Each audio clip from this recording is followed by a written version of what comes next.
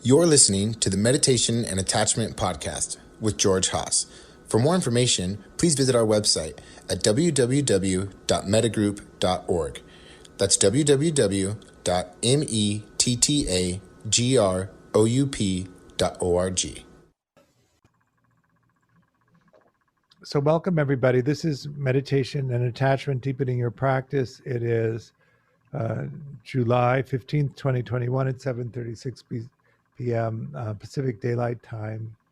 And I had intended to talk about the knowledge of the miseries, or the dark night of the soul, the 6th, 7th, and 8th stage of the progress of insight, if using that format.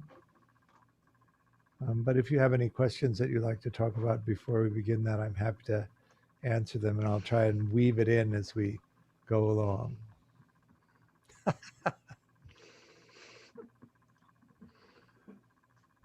Everybody's good? So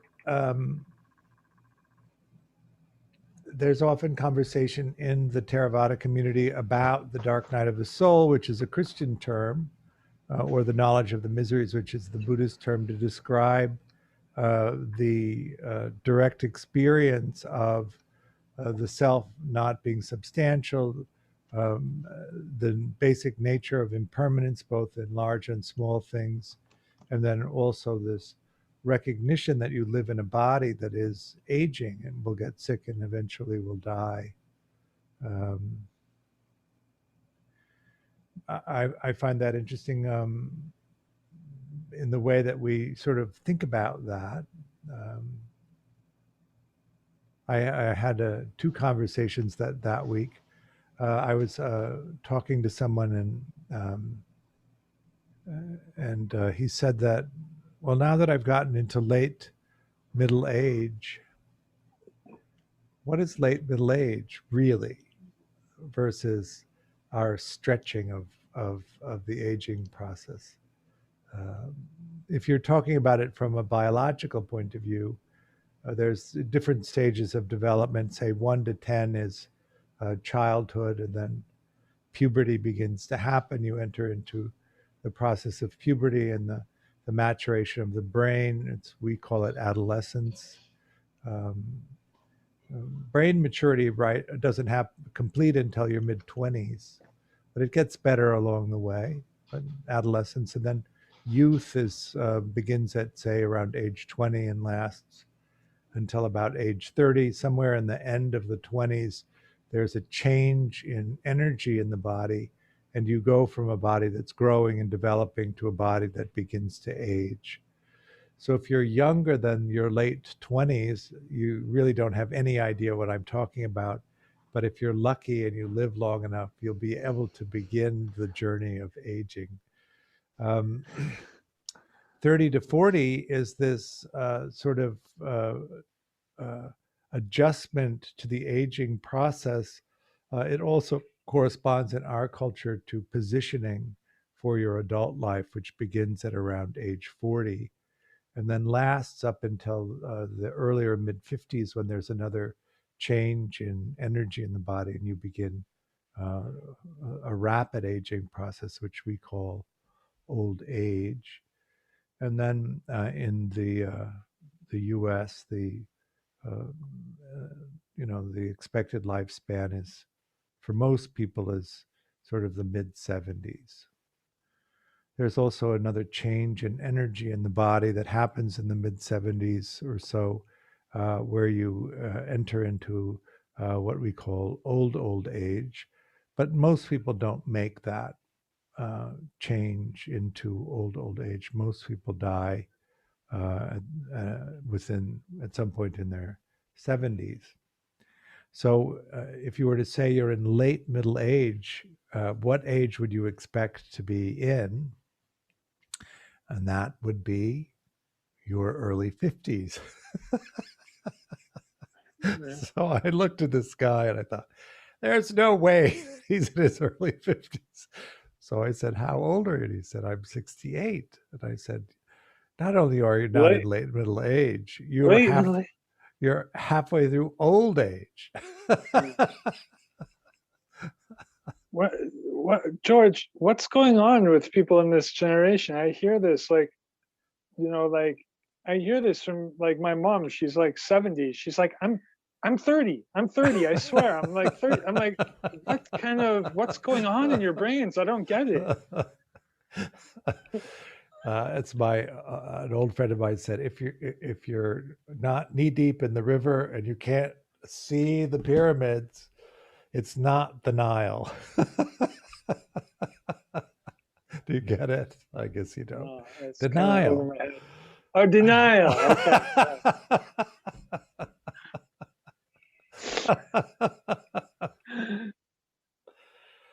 None of us really want to come to terms with this. We end up so strongly identified with this body as being me and this life being my life, and that there's very little beyond that conceptualization of it, which would suggest also on the progress of insight that you haven't quite gotten through the third or the fourth stage of the map to have these direct experiences. And if you do, you get dumped into the knowledge of the miseries, where you see quite clearly that the sense of self arises and is a sensing experience, and it's not substantial beyond that it comes and goes, and it's only based on conditions, and it can arise in dramatically different ways based on the conditioning. And George, that was a great transition.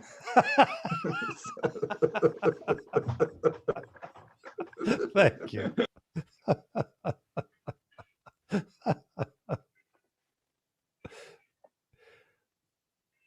Another thing that happened is my friend Trix, who was very close to in the 80s, 70s and 80s, died Sunday, and she was 74. That's an average lifespan. That's the range where you normally die. This is my contemporary. When I was a kid, people died of drunk driving or overdoses. And then when I got into my 20s, people died of AIDS. And in my 30s, it was, addiction of some form or other. And then it sort of leveled off.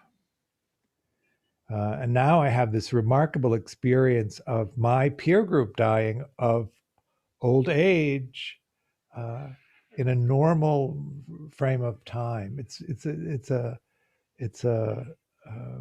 touching process in a way, because it creates the process, at least in my mind, of doing my sums and taking in the things that were really valuable to me, the kindnesses mainly is what I remember, and the help that I received and the insights that I received at different times in my life that changed the direction of my life, that led me to arrive here in this place, which is actually pretty good. And what that was like. I saw her not too long ago in New York, probably 3 years ago or so. She died of Parkinson's, which is a sort of something that happens to bodies. And she was fierce. She was outspoken. She was active, and I greatly admired her. But the last time I saw her, she was, halfway through the process of Parkinson's, and very different.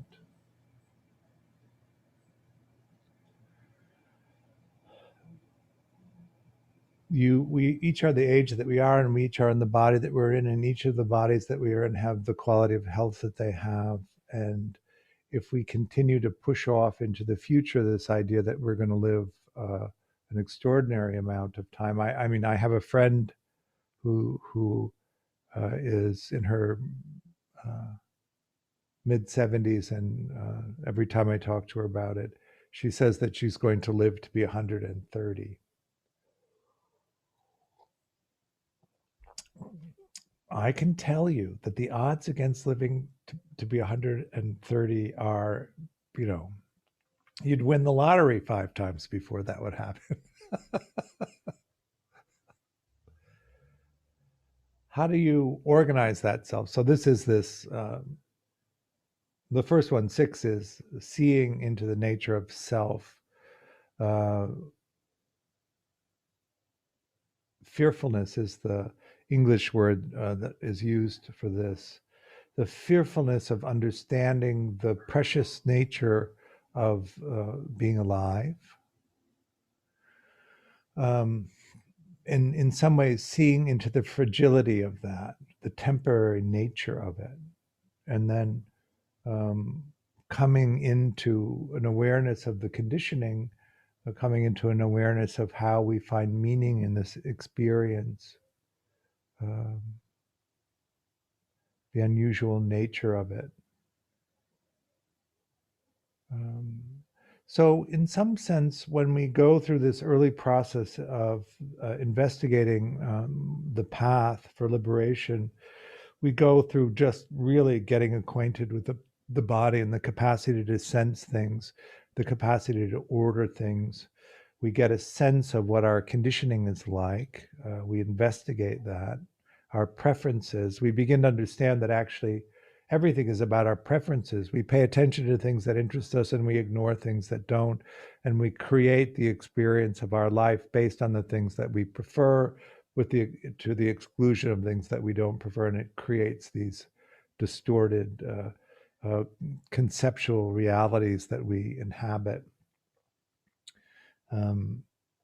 And then we touch uh, just along the surface of this investigation into the idea of the experience of self, into the idea of the security that we get about believing that we can make something lasting, that's reliable, that we can actually hold on to.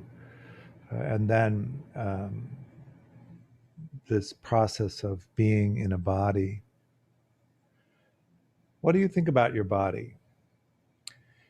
Is it beautiful? Do you love being in it? Is it everything that you want it to be? Um, do you think of it in its essence without comparing it to the responses of other people to it? Are you identified with it to the extent that when people react to it, that you take that on as a reaction to you, or merely a reflection of their conditioning around uh, qualities of beauty or ugliness or um,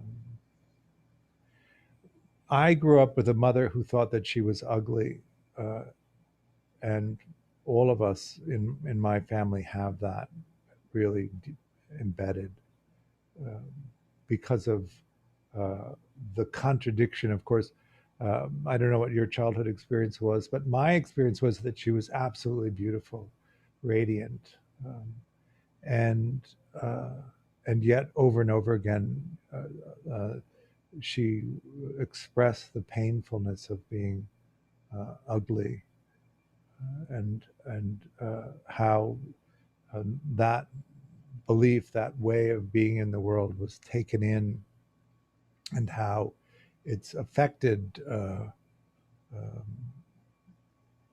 my experience of being in the world and my expectation of how people will respond to me. Um, and sometimes I can see that the internal experience that I have of myself is completely divorced from the reality of it. But it is possible that I could look at a photograph from 25 years ago and be astounded by how good looking I am in the photograph, and yet have no sense of the time when I was living then, um, that I was anything but repellent. And so that's that compelling sense of sticky self that arises that you can really grab onto. And then in this process of examining it, see that actually it's a construction and it isn't the thing that's there. It has facets to it. One is, of course, that you had a very distorted view and you operated on the view as if it were true. And then that changed your action in the world and what came from that action. It was a great relief, really, to open to this notion of the sense of self arising and passing. Christian?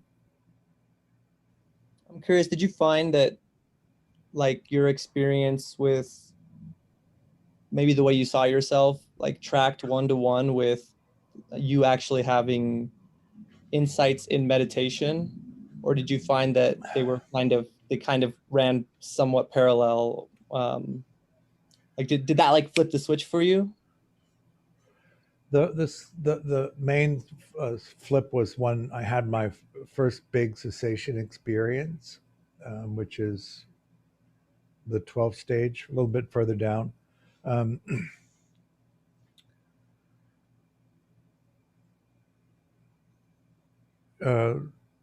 So there's a moment where you have a recognition that there might be fruition, and then there's a moment that there's going to be fruition, and then there's the moment after fruition when you come to out of the cessation experience, and there's sound but no light, but there's no fixation of the sound, it's just pure sound. And then light comes, but there's no fixation of the light, and then the sense of self arises, but there's no fixation of the sense of self. Or maybe it's not the sense of self, it's awareness that turns on, and it's not fixated or attached in any way, and it's incredibly blissful, and you have the sense of understanding the nature of the human condition with such clarity. And then you see the arising of all of the limiting beliefs, all of those constructions that you've made, and you see that they're just that, these constructions that have arisen, and not substantial or true. And that opened that space. Of course, then you have these sort of these it's almost like sandpaper or sharp objects that you have to then manage in a way that's very different than actually believing them. They're still there, and you still have to manage them, and they're prickly and sharp and can be painful, but they're not you in that sense. Stas? How do you figure out if you already had that experience or not? Well, it's quite unusual the first few times that happens, I would guess, so that it would stand out. But it's also very, in line with the Theravada way of practicing, and certainly not the map in other traditions.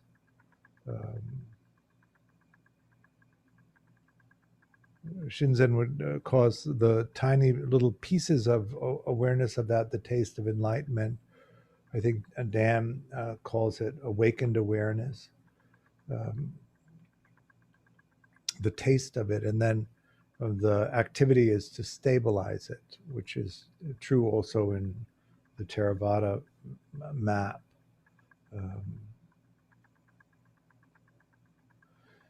So there's the abrupt plunge in one way of doing it, and then there's the shift that's quite subtle. The Zen metaphor is you're walking through a heavy mist, and by the end of the path, you're completely drenched in the same way that you would be drenched by plunging a single time into the pool. And then somewhere in the middle of that transition between completely soaked and thoroughly damp, how much do you know of it? I think that what begins to happen at the stage that we're talking about, 5, 6, and 7, when you come out of that into reobservation, is that the intensity of suffering that happens when you get trapped in the self-experience falls away.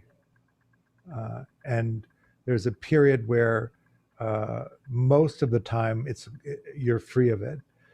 It's only when you get trapped in a sense of self and can't get out of it that you have the experience of the intensity of the suffering of that being trapped in the limited identity. And that would be one way to tell. Have you noticed this shift out of the confinement of identification with the limited self-experience into the relative freedom of awareness? Yeah, I'm just reminded your description of the unfixated state, something I was describing maybe a year ago on retreat with you, and you were very curious about it. I maybe should have asked a little more what it meant. I think you were curious about the attachment reference and how it plays out with that experience, because, I think you were saying later you said something like it can be frightening if you're insecurely attached, and for me it was pretty blissful and kind of ordinary in a way. Yeah, obviously not an ordinary awareness experience, but I recall you being securely attached.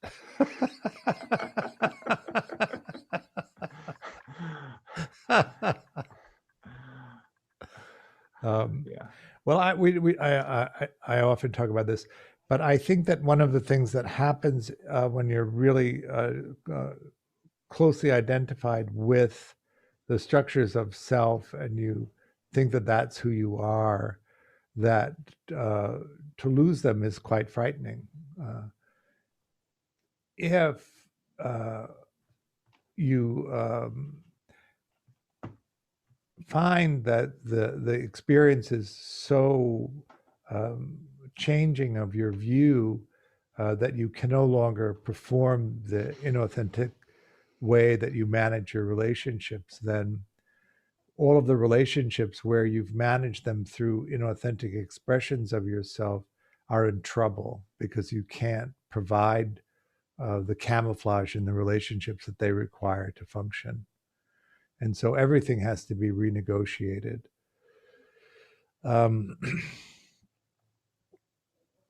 This can be quite frightening to no longer be able to generate the inauthenticity in relationships that you've based the relationships on. And sometimes they're negotiable and sometimes they're not. When you're very inauthentic in your presentation to people in order to attract them, they think that that's who you are, right? That's what they're drawn to. That's what pulls them in. If you then present to them that that actually isn't who you are and you're completely somebody else, they may not want that. Then what do you do? It would be fine if you could just flip back into the inauthenticity to support the relationship. But often what happens in this process of seeing these things so clearly is you can't really do it anymore, or you can't do it in a way that's convincing anymore.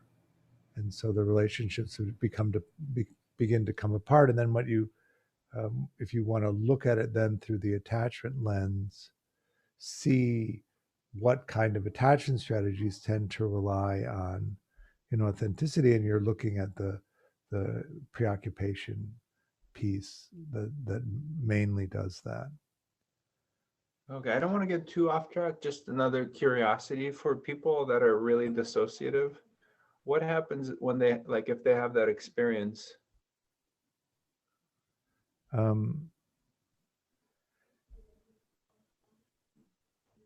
You mean if they have a cessation experience, what happens in the process of reorganizing? Mm-hmm. Well, if they use dissociation as the primary means of emotional regulation, it could exacerbate the dissociation until they're able to come back into regulation. So depending on how that works, they could, of course, dissociate the difficult parts and just keep the parts that are pleasant and then get to the other parts later. It's hard to know.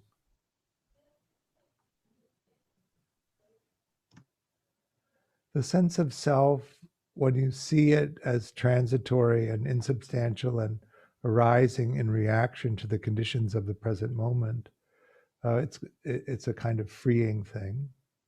It isn't that you don't want to have a sense of self or to be able to express a sense of self. You do want that.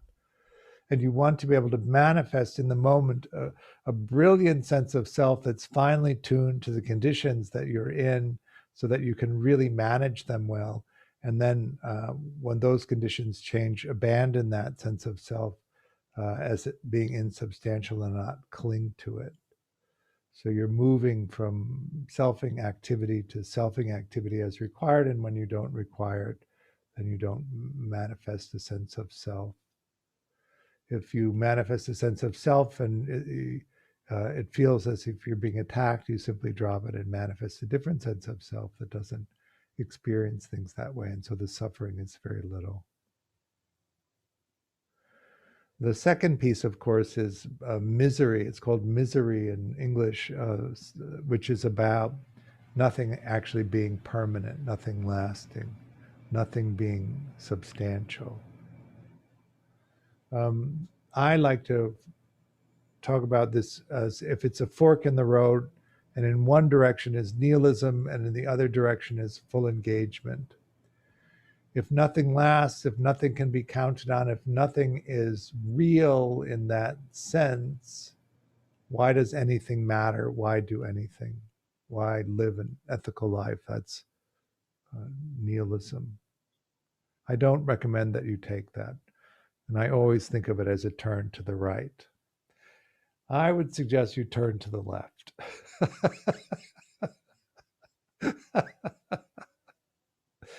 And go in fully, knowing as you're going in at the very beginning that it won't last and you're going to lose it.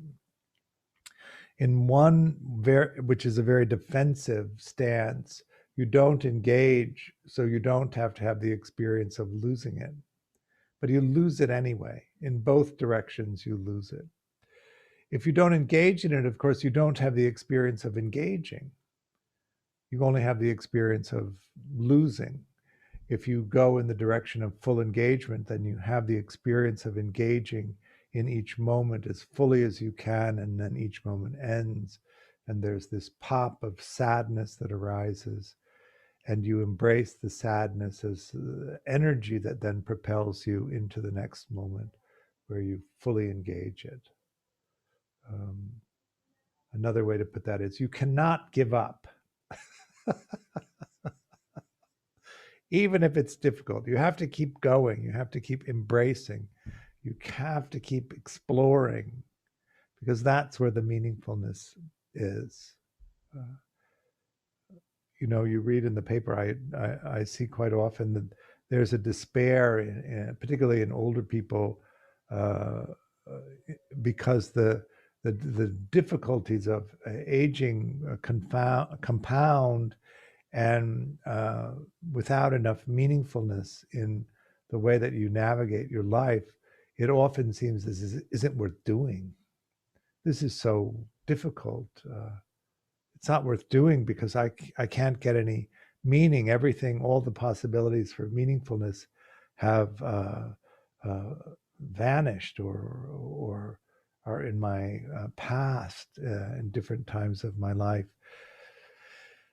And so what I would really say to that is you have to keep engaging, keep going, keep exploring, keep finding the things that are meaningful in the vehicle that you currently have to go do that in. We have a saying in my peer group is when somebody hobbles in on crutches, I had a moment of mindlessness when I thought I was young again.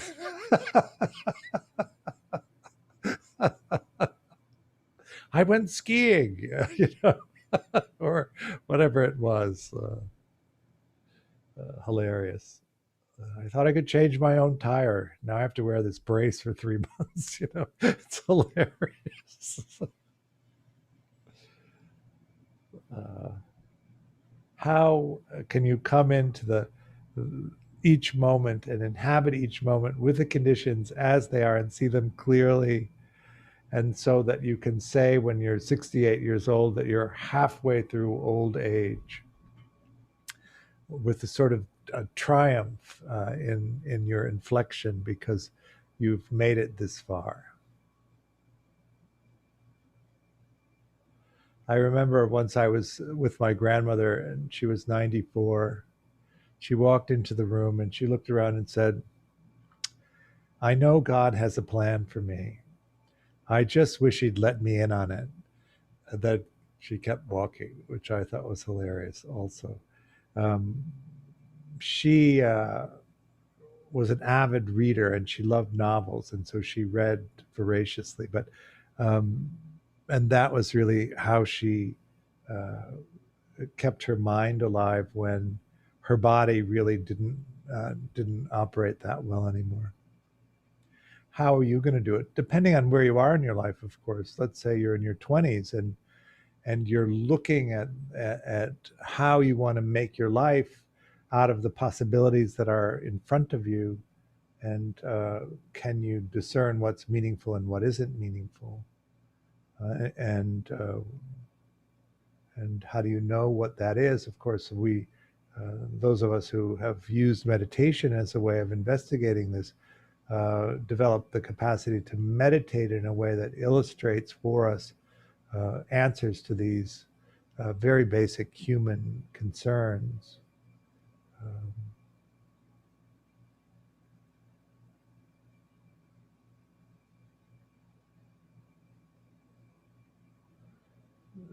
Attachment is in Western psychology means the system of how you view the relative safety of human connection. And in Buddhism, it means whether you fixate or not, the undifferentiated vibratory energy of beingness.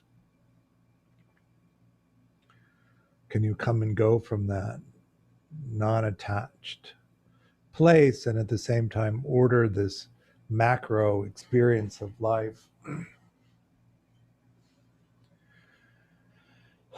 Nothing lasts, not the big stuff, not the little stuff. Usually if we don't like something and it's not going to last, that's just fine. It's usually when we like something that we want to hold on to it and make it go longer, extend it, but it doesn't. And it's in the clinging or in the resisting where the suffering is, not in the coming and going, because it's always come and gone. It's the longing that comes from things that are missing. It's the resistance, the bracing, the pushing away that is the source of suffering. And can you just come into that flow? One of the skill sets of secure attachment is flexibility, which really speaks to this. Can you do what is happening? You can plan, you can make the choices of the things that you want to happen. You can put that all into motion, but then the thing that happens is what's happening. And can you be in the experience of the things that are happening, not in the experience of what you wished would happen or wished would not happen? Because then you're constantly moving ahead with this flow of the experience of life. Karma is an interesting thing. I was talking to Dan about it. At the entrance of this path, this Buddhist meditation path, we make a decision to be an ethical person. This is an important thing. When I was first in practice, Shinzen explained it. If you're always looking over your shoulder, waiting for somebody to retaliate against you because you've behaved badly, how present can you be for the meditation technique that we're trying to get you to practice, right? You can't. The mind won't settle. It's always on edge. So you want to begin to operate in the world in an ethical way. But if you look at that through the lens of karma, um, the things that happen. You have maybe thought about what you wanted to happen. You may have taken actions to get the thing that you want to have happen to happen. And then what happens. It may or may not be the thing that you intended or wanted or longed to have happen. And you may, because you don't want it or it isn't what you planned, think of it as not a good outcome. But how do you know that? If you operate from this ethical framework, then there can be an expectation that the thing that happens is actually good karma. And that the exercise then is to understand what that means, different from maybe what you wanted. There's that Japanese Zen story about the farmer and the horse. If you don't know it,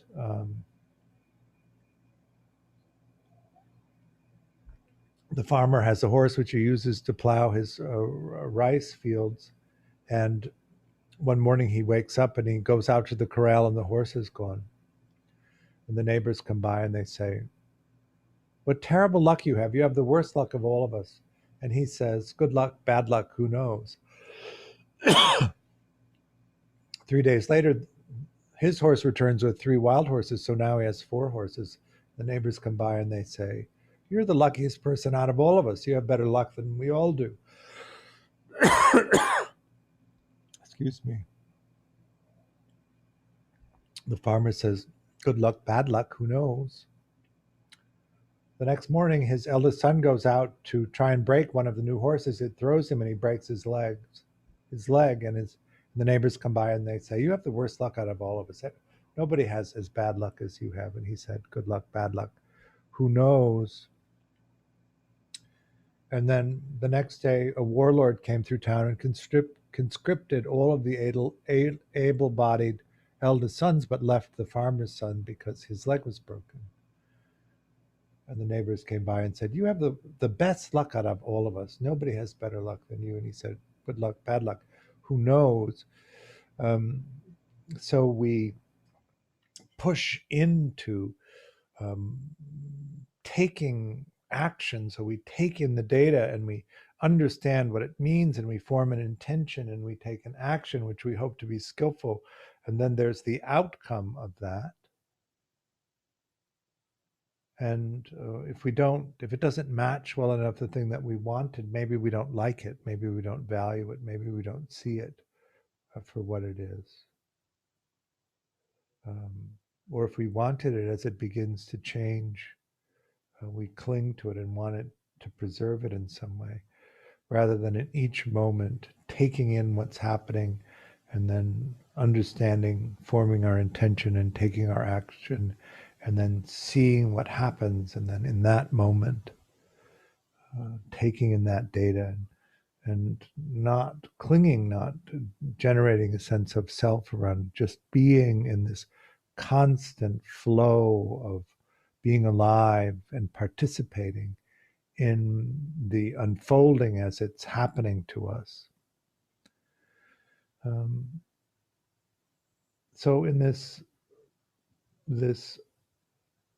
dissolution experience, which is the 5th stage, all of the solidness dissolves, and there's no way for us to get it back in the moment of dissolution. And because of that, we have the direct experience of nothing being solid, nothing being self, nothing lasting. And forever, for however long that happens, it breaks our ability to believe in the nature of those things. And then we come out again. Of course, the capacity for solidness returns, the capacity for self returns, the capacity to touch into and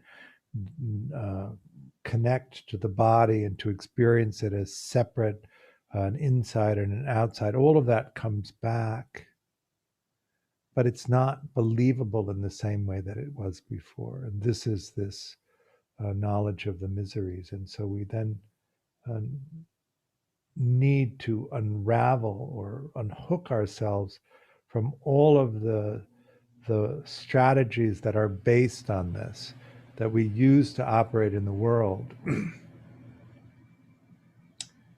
And in the unhooking, of course, we become free. 6, 7, and 8. 9 is the desire to be delivered from suffering. And it's like an undercurrent. We see that the stickiness of it, we see that it's easy to get trapped in it. We see how much pain it causes. And there's this deep desire to be free of that. And we just need to drop into that, and it pulls us out of that into the 10th stage, which is reobservation, where we actually begin to operate in the world with the understanding that these things are the human condition. This the sense of self is ephemeral. It arises and passes based on conditions. Nothing lasts. Everything changes. The whole life won't last. The individual moments won't last. The individual sensing experiences won't last. And the body we're in won't last. And then we come into a sense of acceptance of this. And in that sense of acceptance is enormous freedom. Is that all making sense?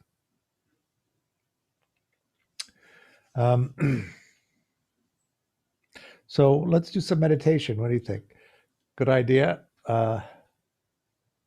We'll do some see, hear, feel.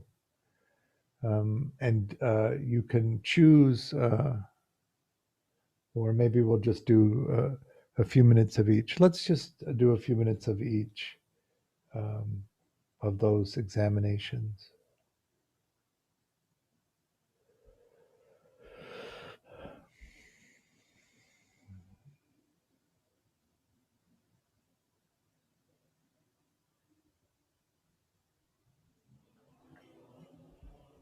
So go ahead and take your meditation posture.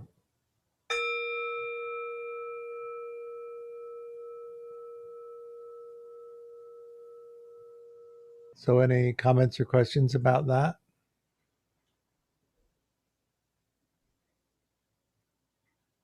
Christian. Could you describe a little bit more from a technique standpoint, the searching for dukkha? Because I guess I wasn't, like, I could find aches and pains, but I didn't want to get into the conceptual too much, I guess. And that seemed like a temptation. So I wasn't exactly sure how to do that or if I was doing it right. Was there any part of your body that's never aged? I suppose not, but that seems like a conceptual, that seems like a conceptual thing. So how do I explore that from a sort of experiential lens? Well, you could do parts of the body.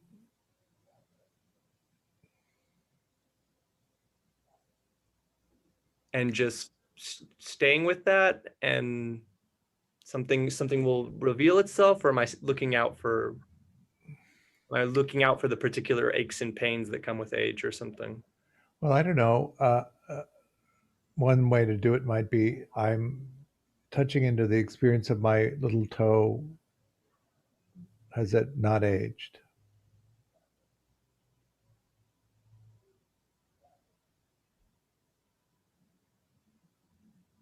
And the experience of my little toe can answer that question? Yes. Okay.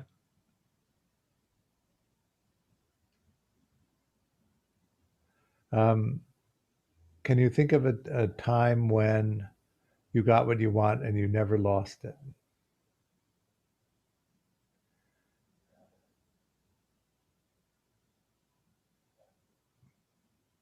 Probably not.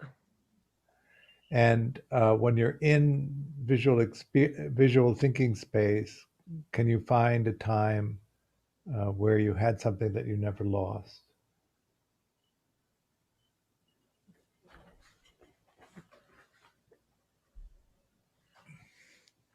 meaning I'm in visual space and I'm also having thoughts about, I'm still a little confused. You're getting caught up in thinking about it rather than just doing the thing. So I'm in hearing space. In hearing space, can I find something that I've always had that I've never lost?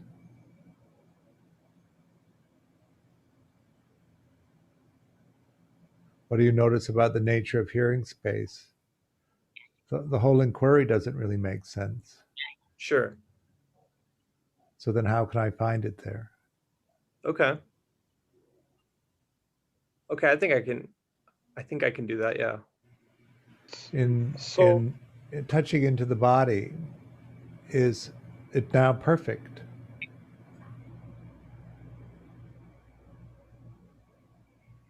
Or is there some irritation about the way the body is?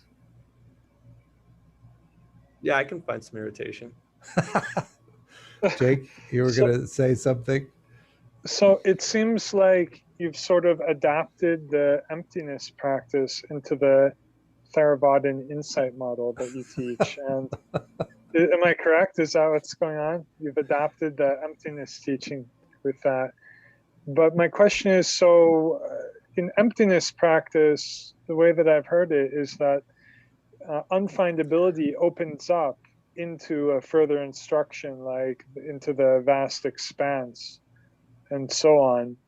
And so in the way that you're teaching this model, what does, the three characteristics, where are you hoping that opens up into for people? And how does that not become exhausting?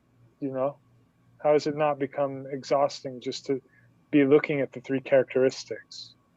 No, I'm hoping that it becomes completely exhausting and that you give up trying to find the solidness, the ongoingness, the satisfaction. But haven't we already given up on that? We're just normally in denial about the whole situation. So you just get back to where you started. Trying to pierce the denial. The sense of self really is the activity of self tenaciously holds on to the meagerest shred of belief that I'm just not seeing it. It isn't. It is the way. I'm going to live to be 130. My one friend. I want you to exhaust yourself in attempting to create that sense of permanence so that you can give up on it.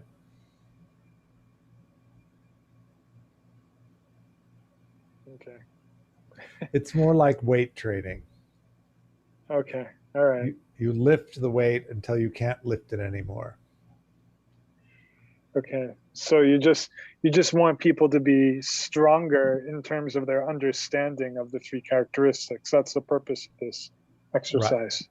Right. To really settle into to just release any belief that it could be different than that. So that you can really just come into that knowledge. It's setting up reobservation where you just take life on its terms in that sense, in the nature of it. Mm-hmm. So that you'll be free, so that you won't suffer.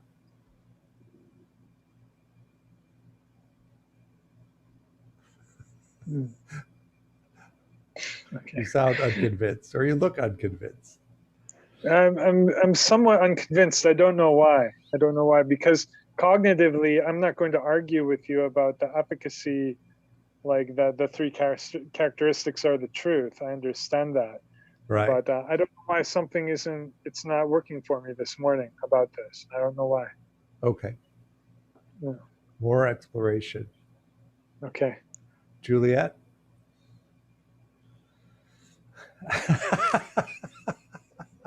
My mom is not Juliet. Hi. Hi, but without the camera on. He just wanted to say hi. Hi, how are you?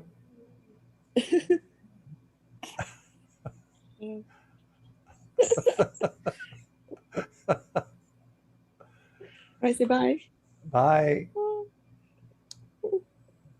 Lucia? Yeah, hi. I'm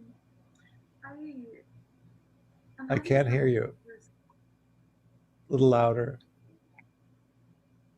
So my mic works, but my voice is too loud. Is that what's happening? I can hear it, but it's very soft. If you speak louder, maybe that will help.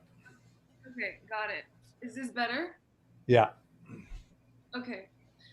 So I'm having trouble with the first two exercises, particularly because I don't see very clearly the way in which I cling to a sense of self or into a sense of permanence.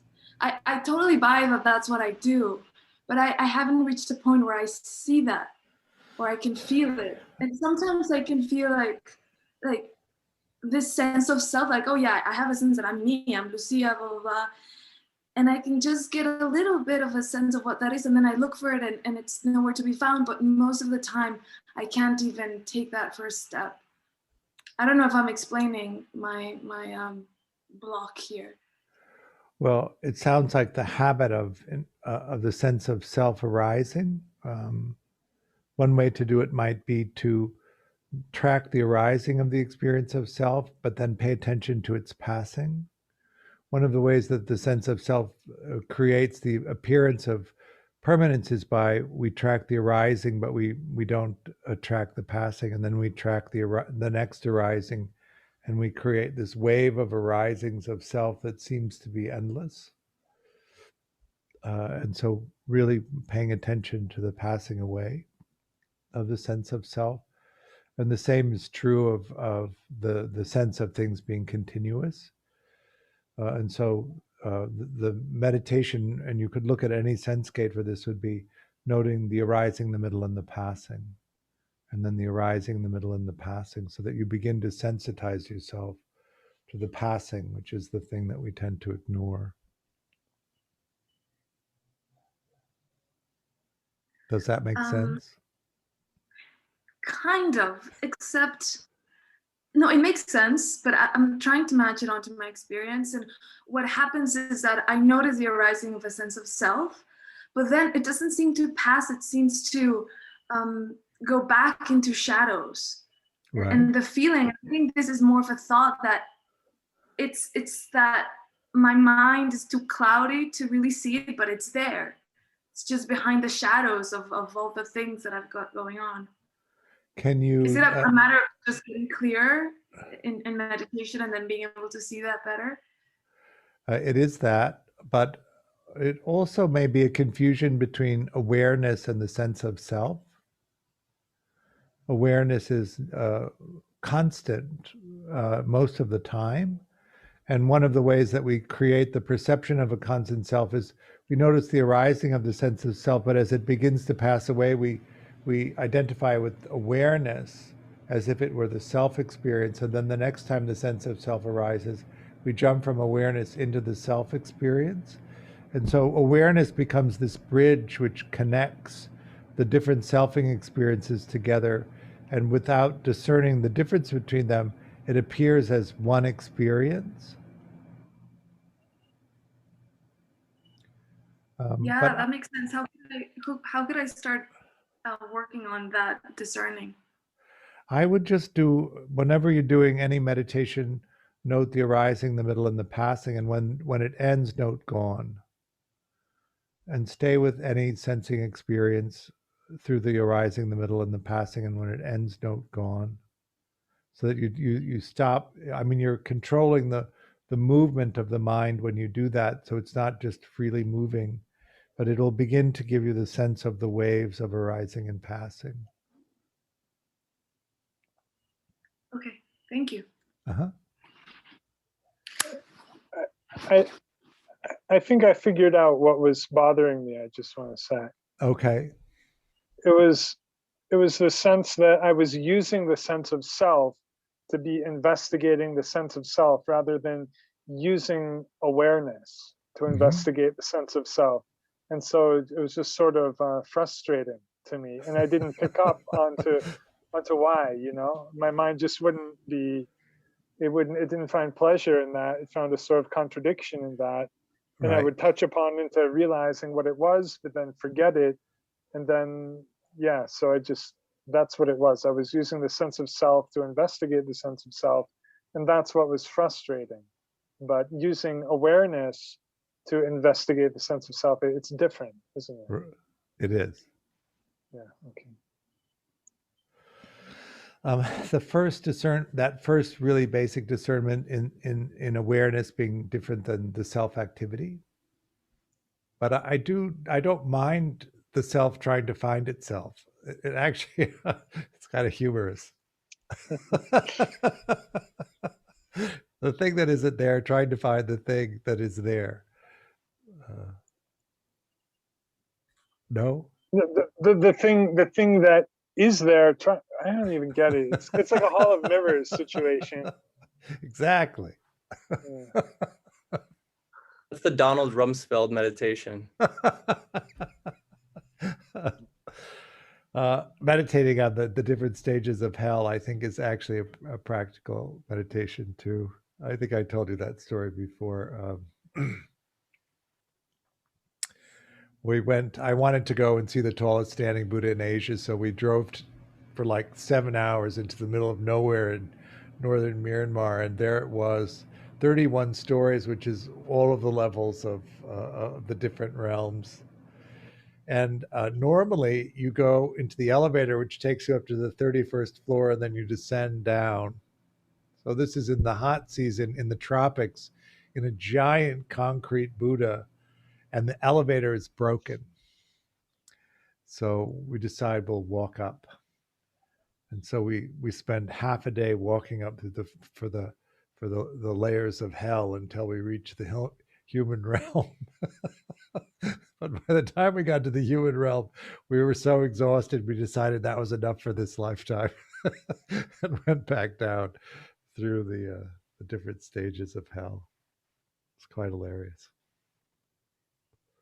All right. We've run out of time. George, huh? It would be great if you tell us this story every week. It would be great. Are you being facetious? No, really.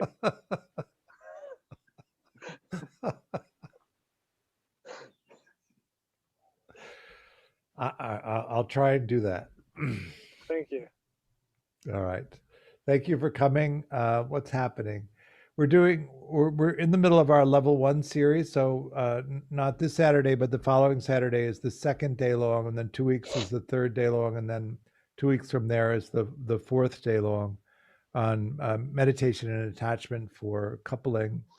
Everybody's welcome to that. Please come. We're going through the basic framework of the attachment work that we do.